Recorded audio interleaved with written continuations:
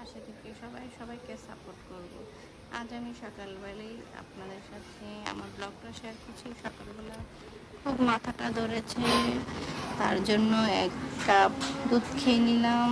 দুপুরবেলা রান্নার জন্য খালা কিছু মাছ কাটাকাটি করে দিয়ে গেছে তরকারি, সেগুলো দেখতেছিলাম যে ঠিক আছে কিনা। তারপরে ফ্রিজে থেকে মাছ ভিজিয়ে মাছ রান্নার জন্য প্রস্তুত করছি। রান্না বাড়া সকাল হলে আমাদের একটা মনে হয় ঝাই ঝামেলাই থাকে, অনেকটা সময় 2টা-3টা পর্যন্ত সংসারের কাজে খুবই ব্যস্ত থাকি। তখন নিজেকে সময় দেওয়ার মতন কোনো সময় থাকে না হাতে। রান্নার জন্য এখানে কিছু তরকারি কাটা হয়েছে, তরকারিগুলো সুন্দর করে রান্নার জন্য ধুয়ে নিচ্ছি।